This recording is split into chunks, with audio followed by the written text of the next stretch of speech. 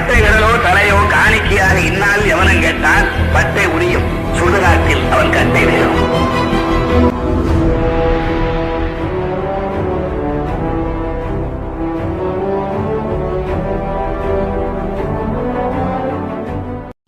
வணக்கம்.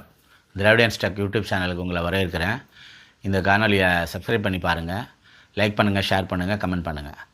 இந்த நியூஸ் 18 சேனலில் வந்து சுமந்த் அவருக்கும் தமிழ் கேள்வி செந்தில் அவர்களுக்கும் ஒரு கான்ட்ரவர்சி ஏற்பட்டு ஒரு பிரச்சனையானுச்சு. அப்போ வந்து இது சுமந்த் வந்து தமிழ் கேள்வி செந்தில் வந்து திமுக ஊடகவியலாளர்கிட்ட சொல்லுங்கன்னு சொல்லி கலாய்க்கிற மாதிரி ஒரு இதை பேச போக அவர் வந்து நான் வந்து திமுக ஊடகவியலாளர்னு நீங்கள் எப்படி முடிவு பண்ணுவீங்கன்னு சொல்லி பேசி ஒரு சர்ச்சையாகிடுச்சு அன்றைக்கி.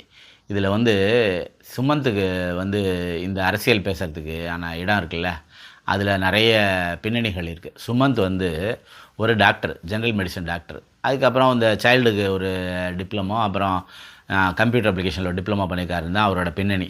அவருக்கும் அரசியலுக்கும் எந்த சம்மந்தமும் இல்லை. வருஷ கணக்கில் இந்த நூல் போட்ட தகுதியோட இதில் வந்து அது பேர் என்ன, தூர்தர்ஷனில் வந்து கிரிக்கெட் குவிஸ் நடத்தியிருக்காரு, வருஷ கணக்கில் நடத்தியிருக்காரு.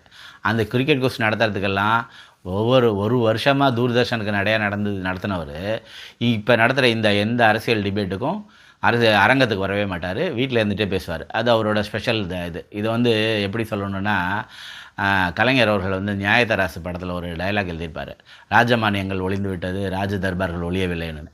அதுக்கு எதிரில் இவர் விஜயன் வந்து அந்த எதிர் கேரக்டரில் ஒரு ராஜமானியங்களும் ஒளியலை, அந்த புறங்களும் ஒளியலைன்னு.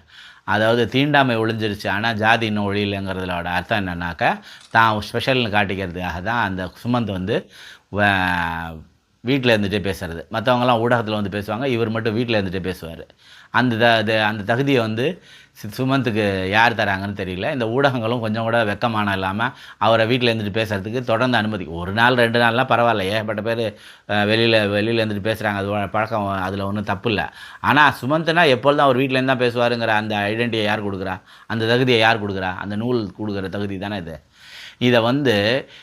இதை ஏற்கனவே வந்து இதே மாதிரி திரு வன்னியரசு அவர்கள் வந்து விசிகாவோட துணை பொதுச் செயலாளர் வந்து ஒரு டிபேட்டில் இருக்கும்போது, அவர் அந்த டிபேட்டில் இருக்கும்போதே இவன் வந்து வீட்டில் இருந்து பேசும்போது விசிகா வந்து அதிமுக கூட்டணிக்கு வரும்னு சொல்லி பேசினப்போ வன்னியரசு அவர் வந்து அதுக்கு கோபத்தை கிளந்து எழுந்துட்டார். ஆக்சுவலாக இந்த மாதிரி வரும் வராதுங்கிறத பேசுகிறதுக்கு எல்லா அரசியல் பேசுகிறவங்களுக்கும் தகுதி இருக்குது. ஆனால் வன்னியரசு அங்கேயே இருக்கார். திரு வன்னியரசு அங்கேயே இருக்கும்போது அவர் கட்சி இந்த மாதிரி ஒரு இடத்துக்கு வரும்ன்ட்டு அவரையே பார்த்து அவர் சொல்ல வேண்டியதை இவன் சொல்கிறது என்ன தகுதி இருக்குது? இதுக்கெல்லாம் காரணம் என்ன? அதை வந்து அன்றைக்கி வன்னியரசு கேட்டார், இவனுங்கெல்லாம் எங்கேருந்து வரானுங்க, இந்த மாதிரி புரோக்கருங்கெல்லாம், இவன் வந்து அதிமுகவுக்கு போவோம் இந்த மாதிரி வரணும்னு கேட்டு இந்த மாதிரி புரோக்கருங்கெல்லாம் எங்கேருந்து வரானுங்கன்னு வன்னியரசு ரொம்ப நேரடியாகவே கேட்டார். உடனே அன்றைக்கி அந்த டிபேட்டை விட்டு ஓடி போயிட்டாங்க சுமந்த்.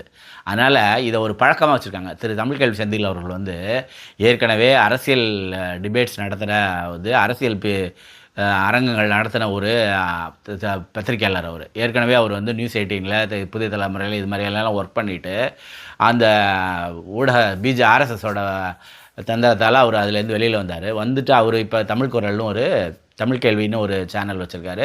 அதில் 7 லட்சத்துக்கும் மேலான சப்ஸ்கிரைபர் இருக்காங்க. அவரோட அரசியலில் டெய்லி அவர் பேசுகிறத கேட்குறதுக்கு அவருக்கு ஃபாலோவர்ஸ் இருக்காங்க. அவர் டெய்லி அவரோட அரசியலை முன்வைக்கிறாரு. அது மட்டும் இல்லாமல் அவர் பொது மேடைகள்லையும் அவரோட நடுநிலையான விஷயங்களை எடுத்துரைக்கிறாரு. திமுகவுக்கு ஆதரவான கருத்துக்களை சொல்கிறாரு. அதுக்கான உரிய விளக்கங்களை அவர் தராரு. விசிகாவோட திருச்சி மாநாடு, திமுகவோட திருச்சி மாநாடுலாம் அவர் தான் தொகுத்து வழங்கினார்.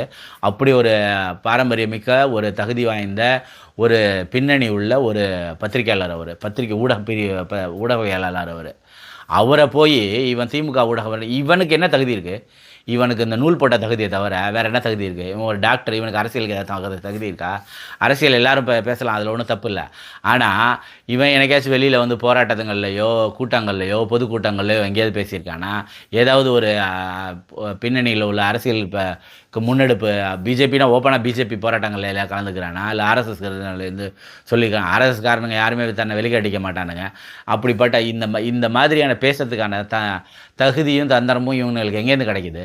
தொடர்ந்து ஒரு வருஷமாக தூர்தர்ஷனில் நடந்த அந்த குவிஸ் ப்ரோக்ராமுக்கு தூர்தர்ஷனுக்கு நடந்தவனுக்கு ஒரு அரங்கத்துக்கு கூட வந்து தன்னோட அரசியல் கருத்தை சொல்லாமல் வீட்டிலே உட்காந்துக்கிட்டு பேசுகிறது. இந்த ஊடகங்களும் கொஞ்சம் கூட வெக்கமான இல்லாமல் திரும்ப திரும்ப அவனை இதே மாதிரி அவன் வீட்டிலேருந்து பேசுறதுக்கு எப்படி அனுமதிக்கிறாங்க? அவனுக்கு என்ன தகுதி இருக்குது முதல்ல அரசியல் பேசுகிறதுக்கு?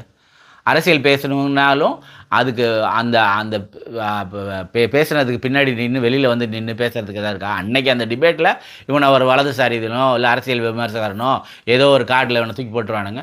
இவன் உடனே அது அப்படி நடக்கும், இது இப்படி நடக்கும், இவனுங்களுக்கெல்லாம் ஒரு பாடி லாங்குவேஜ் இருக்கும். அந்த ஒரு இது இந்த அந்த பாப்பாரத்திமர் பாடி லாங்குவேஜ்.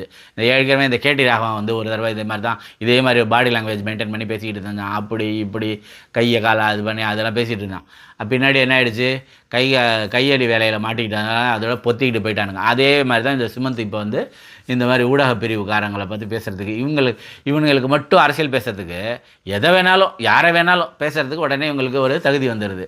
அந்த பேச்சை வச்சுட்டு அவர் ஒரு பத்திரிக்கையாளர், அவரை போய் நீ இவ்வளோ பேசுகிறியே, அவரோட பேக்ரவுண்ட் என்ன, அவர் அரசியல் பற்றி செஞ்சுருக்க விஷயங்கள் என்ன, அவர் அரசியல் அவர் வந்து அவர் பத்திரிக்கையாளர்னாலும் அவர் எங்கேயும் சினிமா கிசுவோ இல்லை விளையாட்டு செய்தியோ அதெல்லாம் அவர் பர்டிகுலராக அவர் அரசியல் மட்டும்தான் பேசுகிறாரு.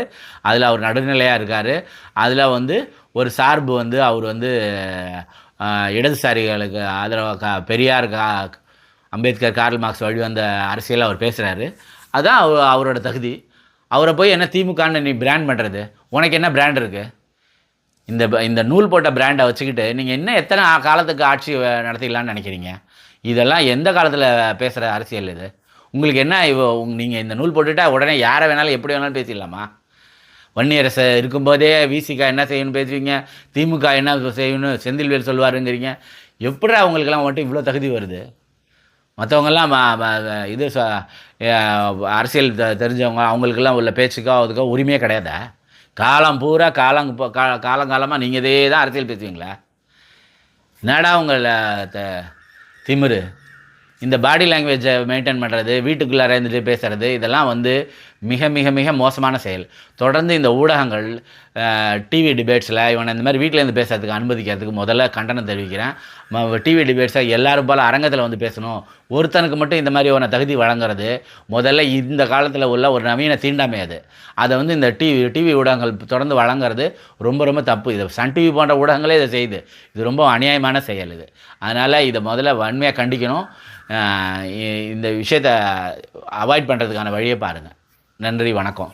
தொடர்ந்து பாருங்கள், சப்ஸ்கிரைப் பண்ணி ஆதரவு தாருங்க நண்பர்களே. வணக்கம்.